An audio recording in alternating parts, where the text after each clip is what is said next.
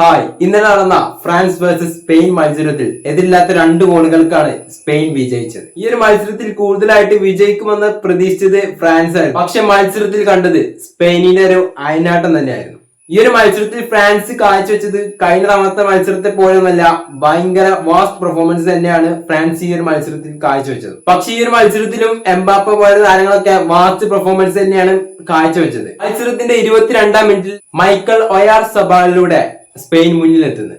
മത്സരത്തിന്റെ 22-ാം മിനിറ്റ് തന്നെ Spain goal അടിച്ചുകൊണ്ട് തന്നെ അവർ തന്നെയായിരുന്നു ആധിപത്യം. പക്ഷെ ഈ പെനാൽറ്റി ഗോളായിരുന്നു ഫ്രാൻസിന്റെ വിധി തന്നെ മാറി മറിച്ചത്. അങ്ങനെ മത്സരത്തിന്റെ 58-ാം മിനിറ്റിലാണ് പെഡ്രോ പോറോയിലൂടെ സ്പെയിൻ വീണ്ടും 2ാം ഗോൾ നേടുന്നത്.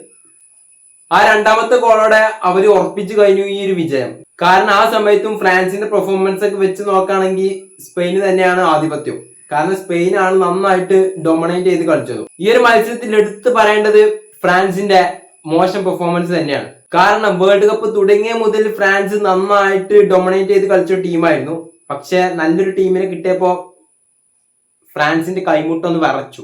അതോടുകൂടി 2026 വേൾഡ് കപ്പിന്റെ ഫൈനലിൽ സ്പെയിൻ ഉണ്ടായിരിക്കും. അതുപോലെ ഇന്ന് രാത്രി ഇംഗ്ലണ്ട് വേഴ്സസ് അർജന്റീന മത്സരമുണ്ട്. ഈ ഒരു മത്സരത്തോടു കൂടിയാണ് ഫൈനൽ ടീംസാണ് നമുക്ക് സെലക്ട് ചെയ്യാൻ പറ്റുള്ളൂ. പക്ഷെ ഈ ഒരു മത്സരത്തിൽ നമുക്ക് പ്രഡിക്റ്റ് ചെയ്യാൻ പറ്റില്ല ആരാണ് വിജയിക്കുക എന്നുള്ളത്. നമുക്ക് മുൻകൂട്ടി പ്രഡിക്റ്റ് ചെയ്യാൻ പറ്റാത്ത അവസ്ഥയാണ്. കാരണം ഇംഗ്ലണ്ടും ടഫ് ടീമാണ്, അർജന്റീന ടഫ് ടീമാണ്.